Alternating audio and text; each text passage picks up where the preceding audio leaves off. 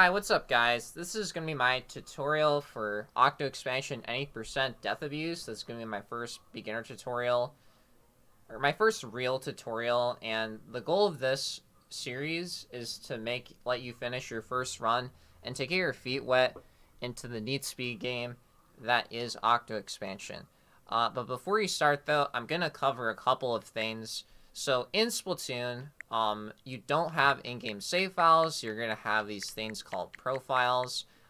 You can have a maximum of like 8 profiles, and obviously the first one is the one that's linked to your Switch.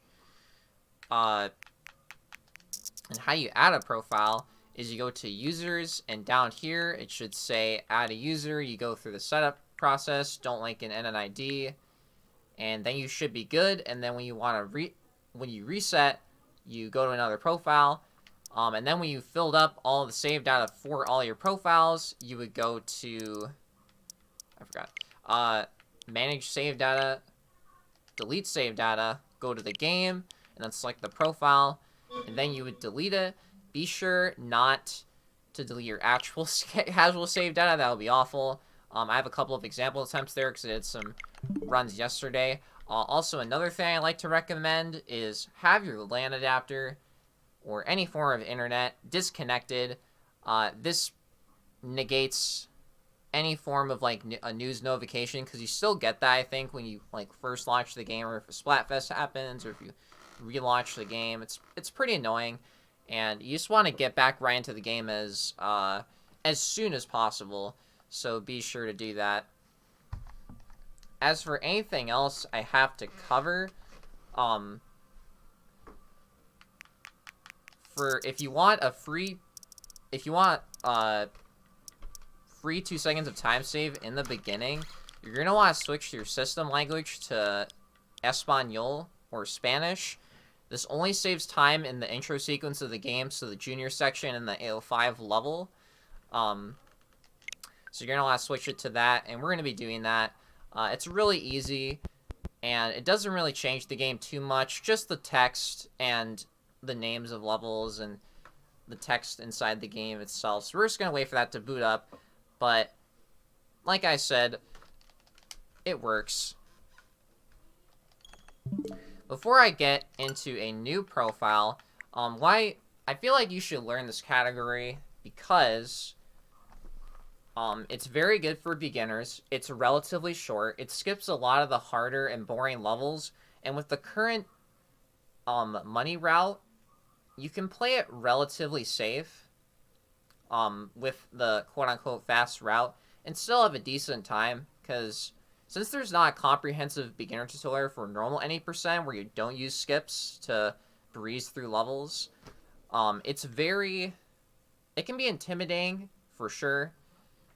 And I feel like this category can kind of solve that.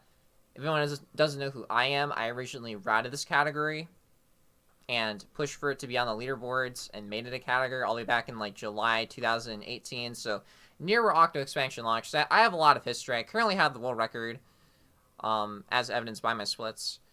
So we're just going to start. And basically the series is going to be in 3 different parts. First video is going to cover settings and left side.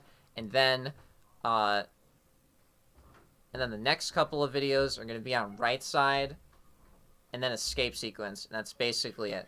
So let's get into it.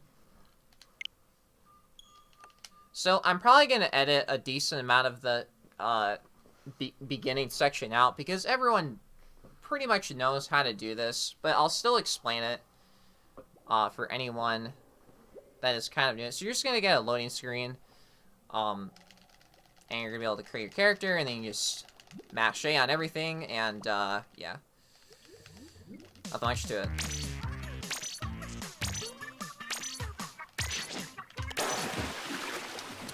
If you have not watched Moofish's Hero Mode Any % tutorial, I would recommend it because it's very helpful, and it does go into this game's first tutorial a little bit more in depth. I'll just give a basic rundown. So when you first start the game, just going to give you this introductory text. You tilt the camera up a little bit. Make sure the crosshair, make sure the circle near the crosshair of your gun lights up. Shoot those 2 balloons, and then you're going to just want to ink the edge here. Jump. Click hops. Boom. Throw a bomb. Throw another bomb here to explode the wall. There you go. Yeah, hopefully this won't be too terribly long. Because I do have decent editing software, so... Yeah, sync your over here, and there you go.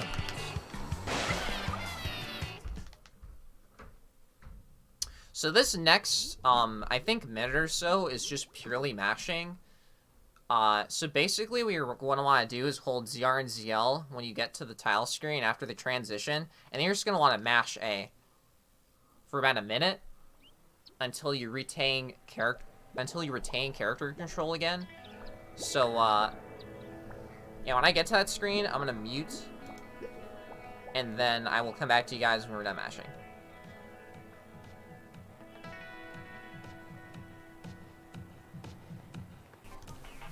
Okay, so now we're back.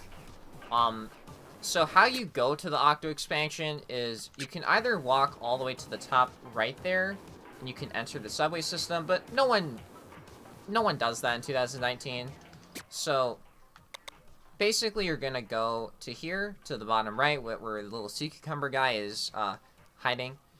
The things that you can do before the run is change your stick and motion sensitivity. Definitely use motion, because it makes Octo expansion and speedrunning these games in general a lot easier if you even take it somewhat seriously. I would definitely take the time. I'll link some resource videos in the video description so you can kind of get used to it. What I recommend is play through like any of the single player campaigns or challenges with a low motion sense and just work your way up. I use max sensitivity because that's what I prefer. There is no objectively best sensitivity. This is inverted sticks, and then if you use motion or not. And that's pretty much it. So, now we're just going to go to here and press yes. Again, this beginning sequence is kind of self-explanatory. You just wait for the transition and then match all the text, and then we're going to get to explain the category rules. We get to the second character select screen, so see ya until there. Alright, so now we're on the second character select screen. Obviously, it doesn't matter what you choose. I smash through A because the setup process is quite tedious. So, as for the timing rules, time's going to begin when I press yes to create my character, and time ends when I select the final option to skip the final boss. Pretty simple. The time end can be a bit difficult for people, but I just like to keep my controller next to my spacebar where I split, and then make that menu a bit easier. So, I'm going to have my splits on here, just to kind of like give a rough idea. I'm not going to give too much of a crap about the time necessarily. It's more so just a demonstration. If you look here, so I'll have the words DA on certain splits. This means that I die here, or I'll have the word mash. This means there might be some important mashing segment that I might forget, so I don't lose time. You know, Game World Records is definitely about saving time, obviously. So, if anyone wants these splits, I guess just let me know. I'll post them as an LSS file in the description. You can put in the components folder of your live split folder, and you can get running if you want to compare against my splits. But good luck, because it's gonna be tough. The last thing I didn't mention was there's not been extensive language testing done for this game, but there's 3 different copies of Splatoon 2. There's the NTSC copy, the PAL copy, and the Japanese copy. For the NTSC copy, from what we know, Spanish is currently the fastest language. It saves 2 seconds over English in the introductory sequence of the game. Japanese is about 4 seconds faster, but it's kind of hard to get a Japanese copy if you live outside of that region. So I would definitely not recommend it. It is not worth it, but Spanish, it's very easy. and you'll get that time save. It's kind of like using the Japanese language in Odyssey, like, it's easy. So yeah, now we're going to start, and hopefully, I will kind of explain AO5. Also, a final warning, there is a lot of mashing in the first 6 minutes. So if you hear... Well, I might just edit it out. But yeah, definitely rest your arms, because it can get a bit tiring. So here we go. Okay, Captain Cuttlefish is just gonna talk to us, asking where we are. Actually, yeah, the mashing segments are too long. So yeah, what you're gonna do is just hold up left on your control stick, and then go through this turnstile. I like to tilt the right control stick here so I can just make a quick turn. It's really easy because I have max sensitivity. The ink, the size and width of these ink pools is RNG. It's slightly different every time you load a new file. So if it looks really small, just walk. But usually it's not like that. You can just, you know, duck into the water, or duck into the ink and swim. Nothing much to it. Optimally, you wanna, if this is large enough, you kind of wanna swim in it and get a little bit of a jump. But if it's super small, just keep walking. Try to keep a nice line here going to the left. Any part of your foot, when it touches the switch, will instantly unlock this zip line. Just hit CL to enter the zip line. And enter this weapon cage. You're gonna get a Splatter Shot Junior. I will show you basically the beginner route. I'll show you two different routes. So hit the crates, and here you can shoot this, or you can throw a bomb to explode it. Throwing a bomb's a little bit faster. So there's two different methods here of getting up and getting the key. You can either go to the right, which I think is here, which is pretty easy, or you can do this, where if you aim high enough, you can throw a bomb and you'll instantly get up there. Whatever you find easier, just do. But I find that really easy as long as you're close enough to the wall and you arc your bomb throw high enough. Because, yeah, you're definitely wanting your bomb arc throw to, like, hit the ground. Like, so we're just going to hit the crate and get the key. Hopefully, with the trail that you've inked, you can get back pretty safely. Get into the weapon cage, jump out of the zip line, and there you go. So now we're going to be going through another decently long cutscene. That's another thing I forgot to mention. There's a decent amount of cutscenes. The longer ones are more so towards the end, so I'll definitely edit those out because I don't want that to exist as filler. But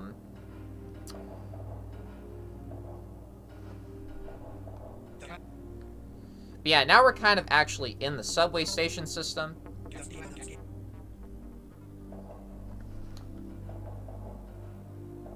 And now we're just going to talk to this phone thing. He's going to give it the CQ80, which is like a radio device. So we can go out on the subway station and collect the things, which are kind of like the collectibles of this expansion, which lets us get to the front of us. We're just going to mash through this, and yeah, really nothing to it.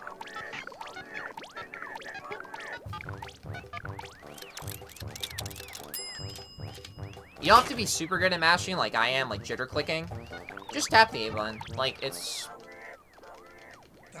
You don't have to strain your arm. And now you're going to be asked to pick up the actual car, which activates the CQ80.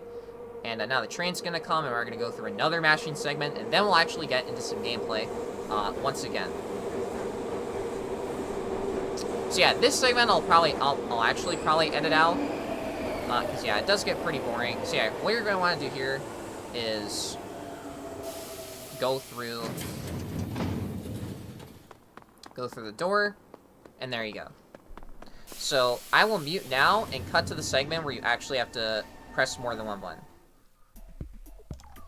Okay, so now Sea Cucumber has asked us to open the map, so just press X. We're gonna be given two text boxes. Go up, and then mash. So now right here, when you enter the level, there's gonna be a ton of text boxes because CQE is kind of explaining the mechanics of the game and what weapon you're using. Just go through all that. If you want a fun drinking game, take a shot every single time I say mash. be sure not to press A too much. When you play the game more, you'll tend to understand, like, how many text boxes there are per section. So don't worry too much if you press A again to activate the cage. Yeah, move forward, ink the ground, jump into the turnstile. It's the fastest, by the way, because you can, if you do that while mashing, it's pretty free.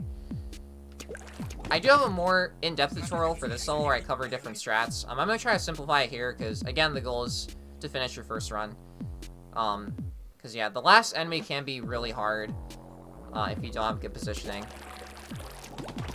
Basically, there's going to be a guy that spawns from top there, and he's going to try to shoot you from behind those crates to the top right. And the cutscene trigger is about here, so what you can do is either throw a splat bomb to explode those crates, so throwing the second splat bomb is easier, or you can just be a scrub and do scrub strats. I don't mean that in, like, a negative way. It's more so, like, scrub strats for me are more, like, simple and consistent, you know? Yeah, it's ink the ground. The shooter's gonna land like this. If you hear arm broken, it's fine. There's arm pickups all through the level. Like here, you just pick up and you're fine. So yeah, checkpoint. The next cutscene trigger is right here-ish, so just go top right. There's gonna be two enemies, a carbon roller in the bottom right tree, and an umbrella in the top left. The carbon roller is going to super jump. If you don't feel comfortable rolling a splat bomb and then moving away, you can just wait till he lands and then shoot. The umbrella guy is going to take a little bit of explanation, but so optimally, he should be going around that tree on the right side. You don't want to go in front of him, else he's going to put up a shield. It's not too bad if he puts up a shield, but it wastes a bit of time. Sometimes he'll spawn on the top left of the map, and you kind of have to go a little bit farther. But yeah, the door triggers are based on how fast you can kill these enemies. So he's going to come on the right side of the tree. Going around the side of that umbrella is pretty easy. Alright, so now we're in the final room of AO5. If you don't like trying to shoot down the inkjet guy, I don't blame you. He basically inks the entire path in front of you, and it's kind of weird. So what we're going to do is pick up the splashdown in the bottom right, and ink up to this tree line. The cutscene trigger, which triggers this guy, is a little bit past this tree line, up near the boxes. You don't want to... I'm on a completed file, so I have the ability to skip the cutscene, but I won't, because if I do, it's going to mess up the inking power and make it much, much easier to kill him. But basically what we want to do is get really close to him, try to ink forward, and then when he starts to rise in the air, splash down, and if you're near enough, the vicinity of the special will one-shot him. And this is pretty good for a beginner strat in general, and fairly consistent. Not really reliant too much on aim or shot variance, so let's see if we can do it.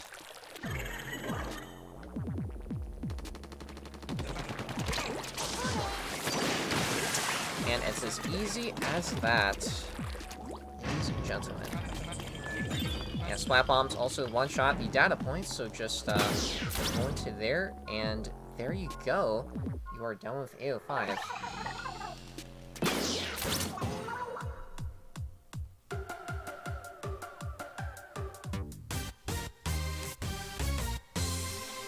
And yeah, there's the first split done of the run.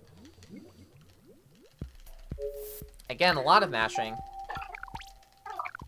for the beginning. Basically, Captain Cuttlefish is getting contacted by Marina and Pearl, and we're kind of gonna go through that sequence. So I will come back to you guys when... So, yeah, you're just gonna press X to open the map, go left, and then press A.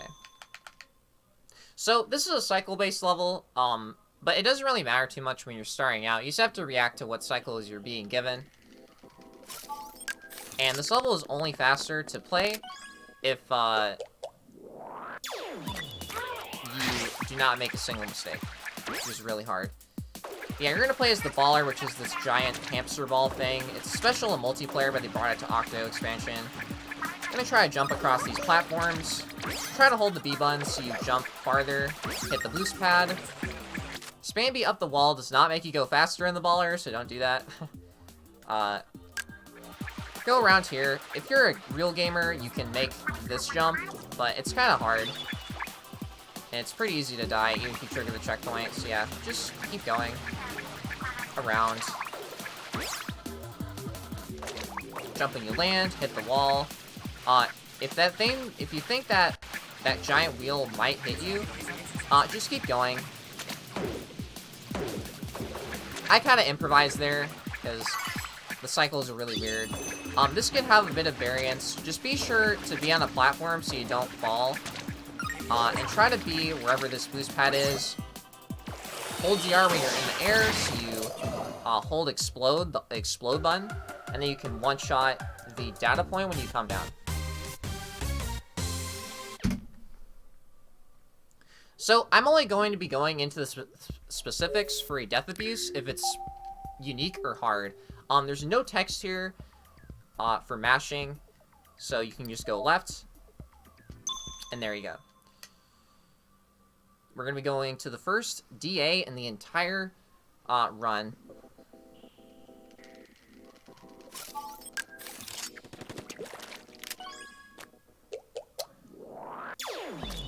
So, just a simple overview. Basically, it's very important not to die super early on in Octo expansion when you're doing this, because it can kind of screw up the money route. You do have backups by going to Cucumber and getting, when you unlock a line, and you can get extra money. But if you die too many times, the game will literally tell you, hey, you don't have enough money to skip this, and they'll just boot you back to the main menu. So, yeah, optimally, you can either jump from the left or right, but most sane people will probably jump from the right. The first jump is always kind of weird, because... What am I saying? The first jump is always kind of weird because it's at an angle, and you don't have, like... Getting control of your character and moving him at an optimal angle with enough speed is kind of weird. So I just kind of take it as I go. Some general mechanics to cover is the earlier that you press the B button or the jump button, the slower that you will go, and the earlier that you will touch the death plane below. So try to press it as early as possible, but if you're not a hardcore runner of this category like me, you can just press the B button or just walk across the ground.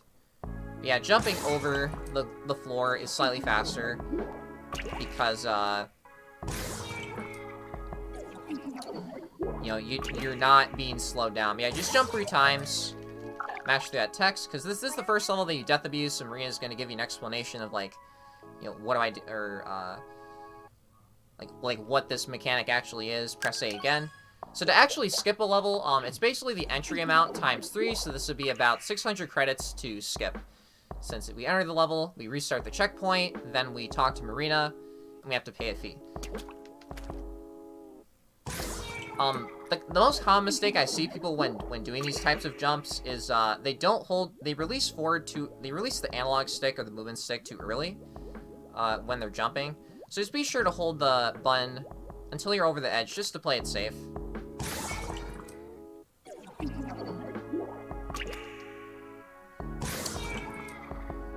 So yeah, now the bar is filled up, and we're just gonna mash through this.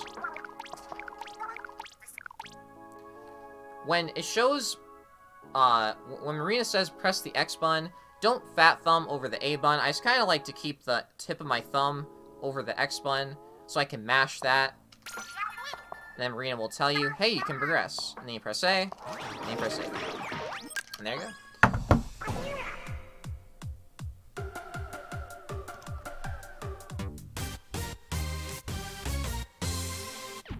And the music is pretty snazzy, too. So you're not really going to get too bored. Now, because we death abuse on the first level later, we're going to get all this text unlocking a line, text message notifications. It shows a little icon. They skip the level. It shows like a grayed out icon. Yeah, move to the left hand. Then we're going to move to AO2. Now, it's funny, because to actually restart the checkpoint in this level, you actually have to wait the full 5 minutes. And there's no life counter, so yeah, obviously playing through will be faster. So here's the level where they introduce multiple weapons. So more than one weapon that you can choose from, and he's gonna give you a little bit of introductory text, so just mash through that. Mash through the one text box he gives you. Go forward, and there you go. There's gonna be a cutscene at the beginning here. It can make the first jump kind of weird, but personally, I just like to jump out first. And then throw a splat bomb towards the Rainmaker shield, which almost one-shots it. So yeah, ink the ground. If you stand really close to the Rainmaker shield, it can bounce you back, and it doesn't really matter too much, but it's the little things that matter. So yeah, first off, you're gonna shoot down this hallway, a little bit to the left.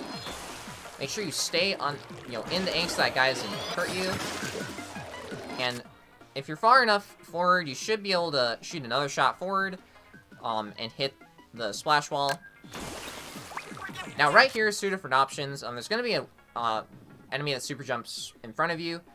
If you don't feel comfortable going to the right, or if you feel like you're dying too much, just simply aim the Rainmaker shot a little bit to the left, so it one-shots the enemy. But in my opinion, it's very easy to just simply shoot a shot to the right, and just swim past him. So I'm just going to do that.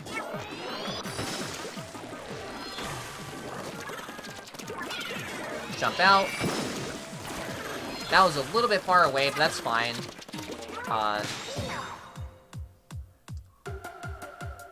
And then you want to shoot another shot down that last hallway to ink up the pedestal, and then if you've stayed hidden long enough, you should never be killed by those guys. It's very easy to practice as well. It's a very short level.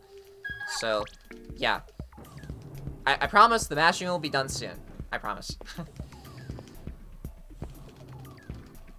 Here they kind of introduce a character in the story, which doesn't really have much relevance, because we don't really talk to him at all.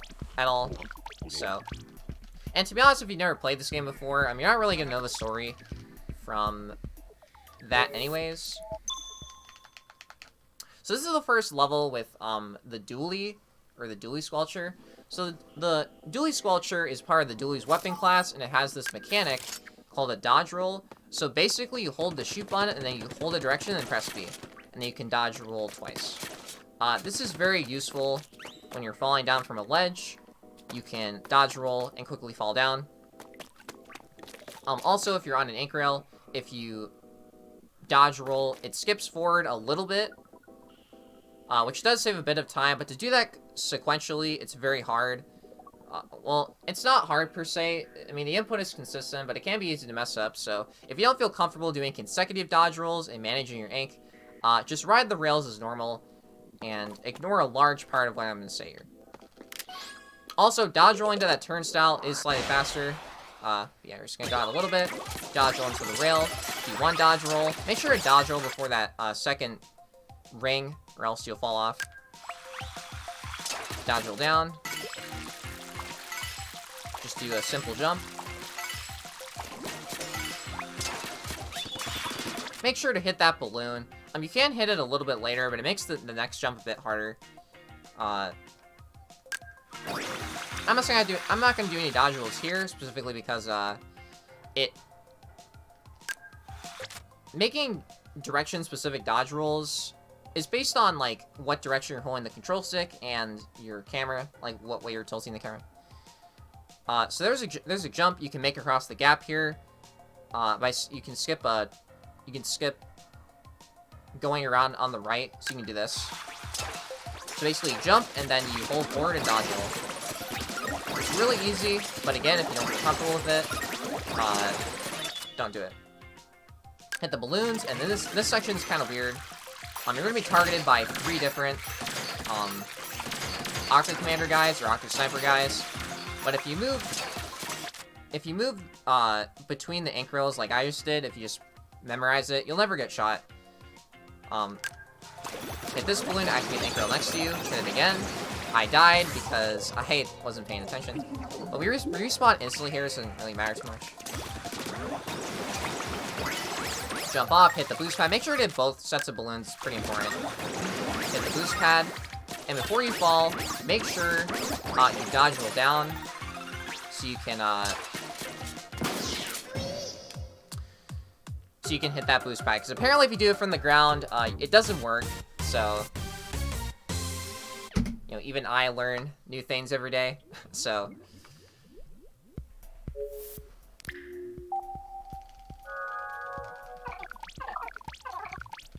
unlocked a new line. Next level we used to death abuse in, but if you're fast, if you know the cycle as well, you can save about 5 seconds over over an optimal death abuse. Now this level you only get 1 life, so if you die here, it loses about 500 credits, and if you die a bunch, it fucks up the money route or messes it up. So if you don't feel comfortable going into this level, if you feel like you're gonna die, go to Cucumber and talk to him, get some money, and then press X and go into GO5. So this is one of those global cycle levels again. For the weapon you want to choose, you want to choose the jets, so go to the right, ink the ground, and then go into the turnstile. You can't skip the cutscene here. So if you want to practice this level in a completed file, don't skip the cutscene so you can get used to the cycles.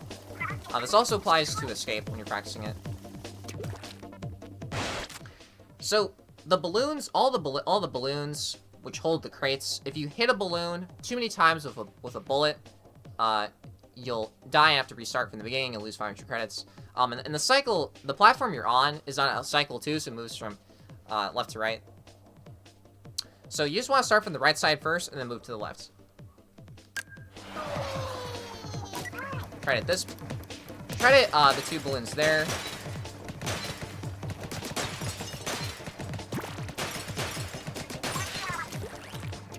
And after you're done hitting all of those, just move to the left. Wait for this balloon to pop up right about here-ish. Hit these. Throw a splat bomb out. That can be kind of weird. If you just throw the splat bomb by, like, staying at the edge and not jumping, the splat bomb will fall down. So jump out a tiny bit and then pull back on the control stick so you don't die. I missed there because I'm bad.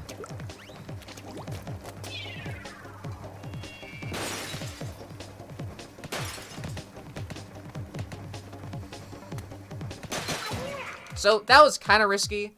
I was trying to see if there was any...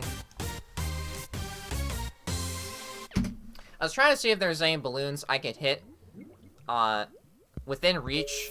That's the only that's the only advantage the Charger has over the Jet, is that it has more range, but it's much, much slower. And be sure to take your time. Definitely dying there can screw up the money route if you die more than 2 times. So yeah, just take your time. Follow the cycles that I demonstrate, and you should be able to do it. Okay. So yeah, this level isn't anything too special. You're just gonna pick the Junior because the weapon doesn't really matter when you're dying, and jump off the edge.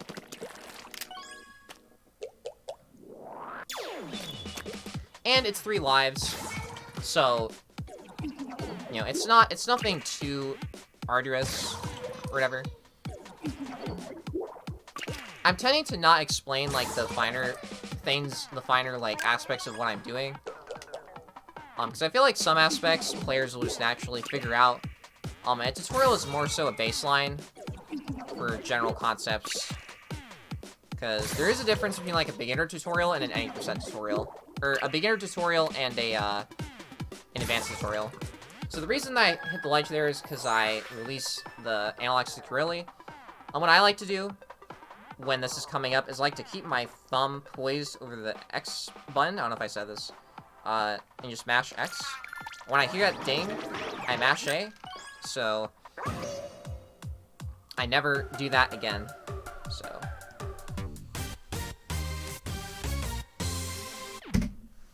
And notice in the first set of the jumps, I heard that little well sound.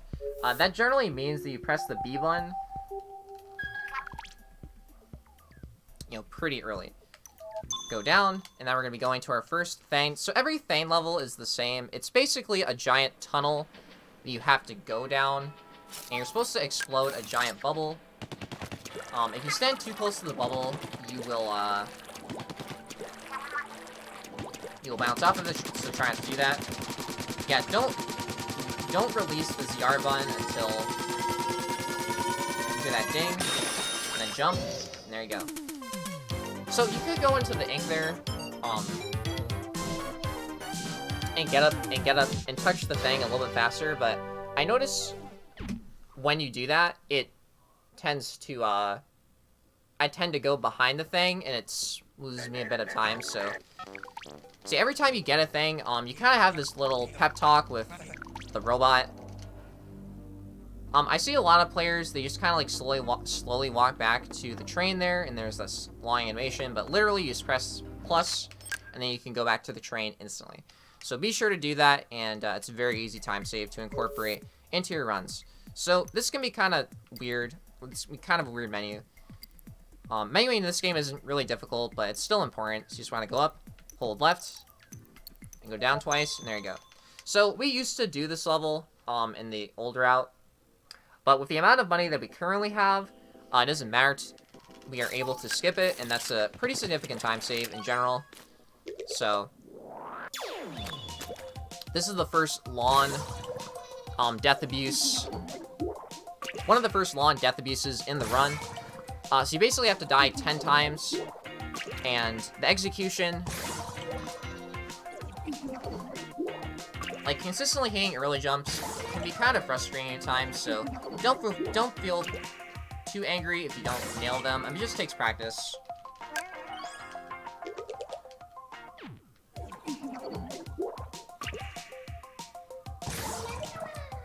I'll try to note if a ledge is like really far away or really not too far away, but generally all ledges are the same length away from the spawn pad. And the chill thing about left side is it doesn't have a lot of like gameplay per se. Right side is much more gameplay, I believe. Also, the reason I can menu so efficiently is I basically base it off of sound cues and timing. And once you master that, everything becomes so much easier, in general.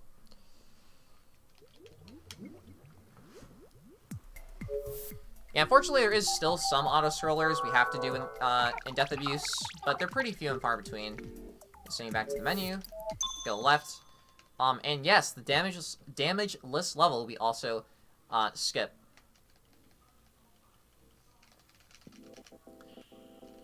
And again, it's a pretty long one. And obviously choose the 10 since it's the first option. Now this weapon is a heavy weight class, so it moves really slow. So you just use a burst bomb to paint the ground, and then jump. And then there you go.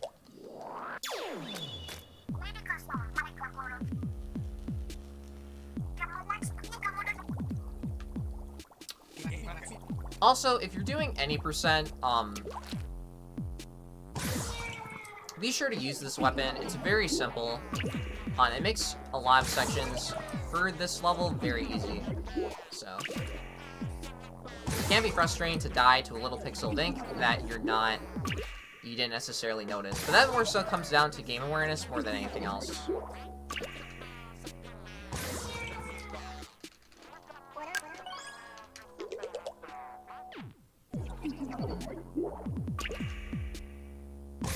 The more interesting Death Abuse setups we're not going to be getting into until right side and escape.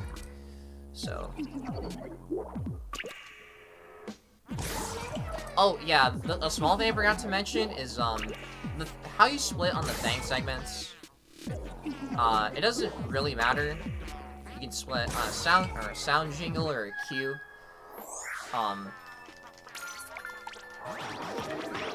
More on fade out, because, you know, whatever easiest for you. And look how much little money we have and how much we get back. That's how tight this money route is. But again, if you visit Cucumber, it shouldn't matter too much. So yeah, I know this might be boring, maybe, but I promise it'll get better. No text here, just a game save icon, just go to the left, and this is one of the first true auto-scrollers we're gonna experience. It's the same fixed length, and luckily, there's only one of them in this run, I think, so. You don't have a bomb, and this level is about a minute long, And death abusing 10 lives takes much longer than that, so obviously playing it out is going to be faster, so just jump onto the launch pad, then head on over into the cannon. So if you've played Salmon Run, make sure you hold the ZL button at all times. If you do, you're going to exit the cannon, and it's going to make aim a lot more shaky when you go back into it. So these things will always be on the same spawn cycle. You don't have to do this. You don't have to do this damageless. I mean, so you just have to make sure not enough of them hit, especially the big guys. You want to hit the tentacles on the big guys.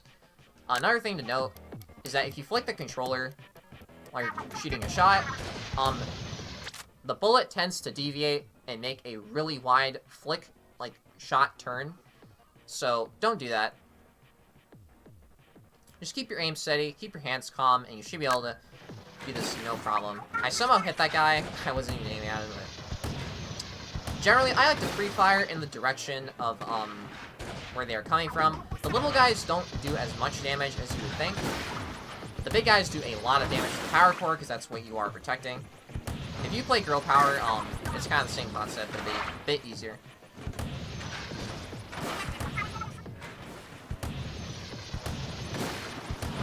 Yeah, I've played this so many times. I know where everything's coming out. Everything is coming from like the back of my hand. The 3 dots on the cannon can be a good indicator as to the arc of your shot and how much you have to adjust. If you have to aim a little below or above, it's definitely pretty helpful. So yeah, for the small guys, just aim for the center of them. For the big guys, you have to hit the tentacles on top of their heads. The only way they can be killed. So it may look kind of weird, but it's all good in the hood. Fine. Doesn't matter. Doesn't matter at the end of the day.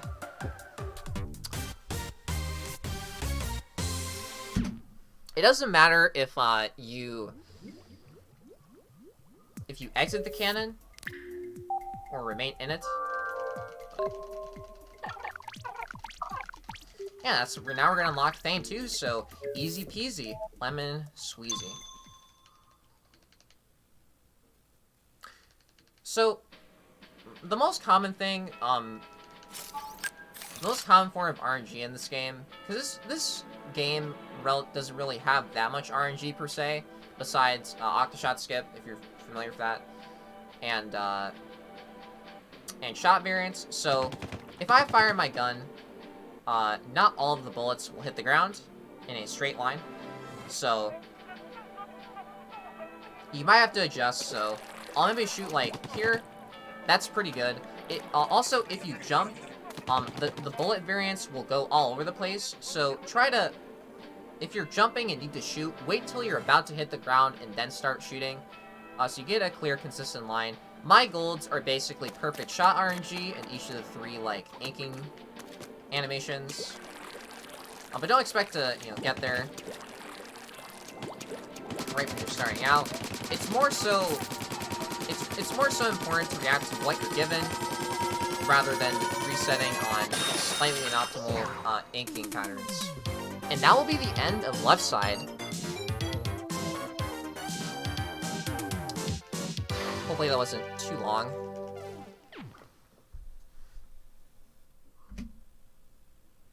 I should have hit the skip split key there, but it's fine.